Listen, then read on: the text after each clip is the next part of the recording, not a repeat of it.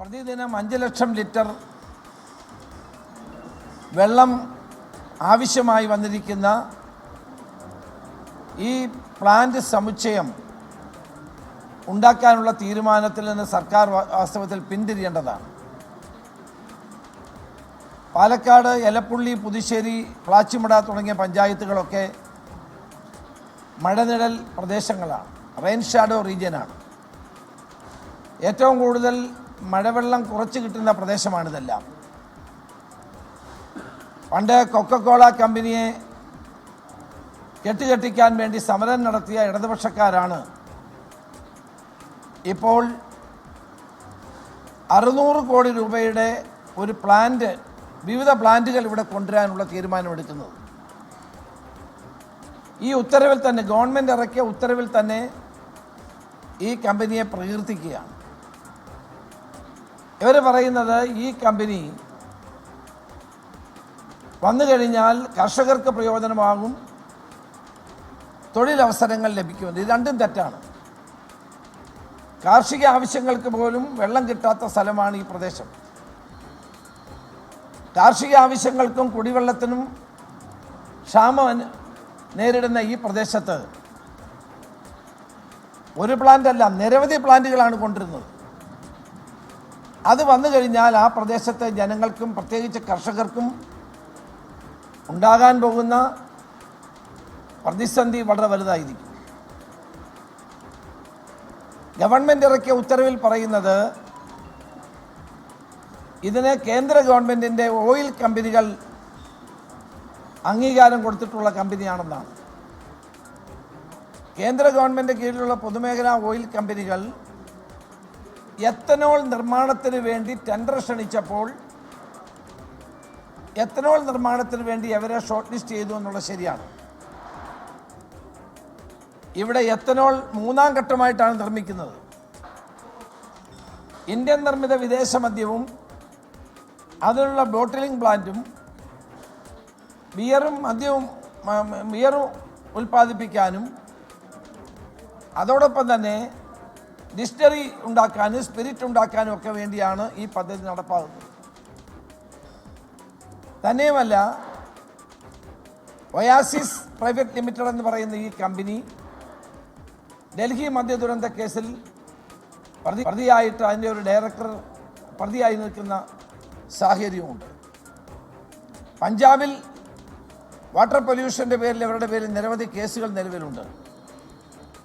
ഈ കമ്പനി ആര് വിളിച്ചുകൊണ്ട് വന്നുവെന്ന് ഇന്നലെ മുഖ്യമന്ത്രി വ്യക്തമാക്കിയില്ല. മദ്യനയത്തിൽ മാറ്റം വരുത്തിയാണ് ചെയ്തത്, ശരിയാണ്. 2018 3 ബ്രൂവറികളും ഒരു ഡിസ്റ്റിലറിയും അനുവദിക്കാൻ വേണ്ടി വന്നപ്പോൾ അന്ന് ഞങ്ങളതിനെ ശക്തമായി എതിർക്കുകയും ഗവൺമെൻറ് പിൻവലിക്കുകയും ചെയ്യേണ്ടി വന്നു. അന്ന് വെള്ളക്കടലാസിൽ വാങ്ങി അതിനകത്ത് അപേക്ഷ വാങ്ങി ഒപ്പിട്ട് തീരുമാനമെടുക്കുകയാണ് ചെയ്തത്. അന്ന് ഞാൻ തന്നെ ഉന്നയിച്ചതാണ് ഈ വിഷയം. അന്ന് ഞാൻ പറഞ്ഞ മദ്യനയത്തിൽ മാറ്റമില്ല, ക്യാബിനറ്റ് അറിഞ്ഞില്ല. ഇപ്പോൾ മദ്യനയത്തിൽ മാറ്റം വരുത്തി ക്യാബിനറ്റിൽ കൊണ്ടുവന്ന് നടപടിക്രമങ്ങൾ പൂർത്തിയാക്കി ഈ കമ്പനിക്ക് കൊടുക്കുന്നത് വളരെ ബോധപൂർവമായ ഒരു അഴിമതിയാണ്. ഈ അഴിമതി മുഖ്യമന്ത്രി തന്നെ നേരിട്ട് നടത്തുന്ന ഒന്നാണ്. ഇതിനകത്ത് ഇത്തരമൊരു കമ്പനി ഇവിടെ കൊണ്ടുവരുന്ന ക്ഷണിച്ചു വരുത്തത് മുഖ്യമന്ത്രിയാണെന്നാണ് ഇന്നലെ അദ്ദേഹത്തിൻ്റെ പ്രസംഗം, അദ്ദേഹത്തിൻ്റെ നിയമസഭയിൽ നടത്തിയ പ്രസംഗം പരിശോധിച്ചാൽ മനസ്സിലാവുന്നത്. കേരളത്തിലെയോ ഇന്ത്യയിലെയോ മറ്റൊരു മദ്യനിർമ്മാണ കമ്പനികളും ഇത് അറിഞ്ഞിട്ടില്ല. അച്യുതമേനോൻ്റെ അദ്ദേഹം ചോദിക്കുന്ന ഒരു പ്രോജക്റ്റ് തുടങ്ങാൻ വന്നാൽ ടെൻഡർ ചെയ്യണമോ? അച്യുതമേനോൻ മുഖ്യമന്ത്രിയായിരുന്ന കാലത്ത് അന്ന് ഡിസ്റ്റിലറികൾ തുടങ്ങേണ്ട സമയം വന്നപ്പോൾ അന്ന് ടെൻഡർ ക്ഷണിച്ചിരുന്നു. അതിൽ നിന്ന് ഷോർട്ട് ലിസ്റ്റ് ചെയ്തു. അന്നാണ് 1999 ഇനിമേൽ കേരളത്തിൽ മദ്യ നിർമ്മാണ യൂണിറ്റുകൾ വേണ്ട എന്ന് തീരുമാനിച്ചത്. എനിക്ക് ചോദിക്കാനുള്ളത്, ഇതിനകത്ത് CPI തങ്ങളുടെ അഭിപ്രായം പറയാതെ ഒളിച്ചു കളിക്കുകയാണ്. പ്ലാച്ചിമട സമരത്തിൽ ഏറ്റവും മുന്നിൽ നിന്ന 2 കക്ഷികളാണ്. ഒന്ന് CPIയും മറ്റൊന്ന് വീരേന്ദ്രകുമാറും അദ്ദേഹത്തിൻ്റെ പാർട്ടിയും. വീരേന്ദ്രകുമാറിൻ്റെ പാർട്ടി ഒരു അക്ഷരം പറഞ്ഞ് കണ്ടിട്ടില്ല.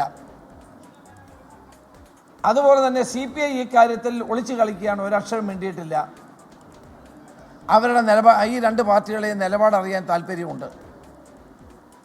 ആ സമരത്തിന് അന്ന് ഇവരോടൊപ്പം തന്നെയായിരുന്നു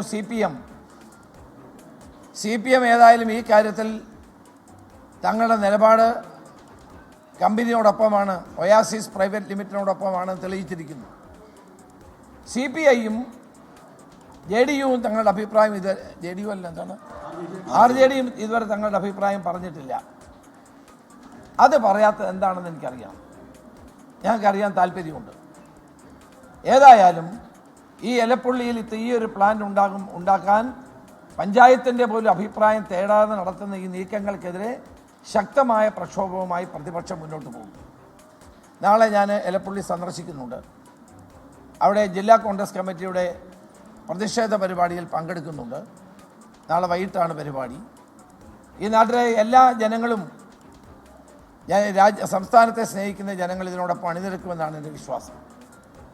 കാരണം എത്തനോൾ ഉൽപ്പാദനം എന്ന് പറഞ്ഞുകൊണ്ട് ഇവിടെ മൂന്നാം ഘട്ടത്തിലേ വരുന്നുള്ളൂ. അതിനു മുമ്പ് വൻതോതിലുള്ള ജലചൂഷണം നടത്തി കർഷകർക്കും. രമേശ് ചെന്നിത്തല മാധ്യമങ്ങളെ കാണുകയായിരുന്നു. എലപ്പുള്ളിയിൽ വരുന്ന പുതിയ മദ്യനിർമ്മാണശാല കമ്പനിയെക്കുറിച്ചുള്ള പരാതിയാണ് അദ്ദേഹം പറഞ്ഞത്.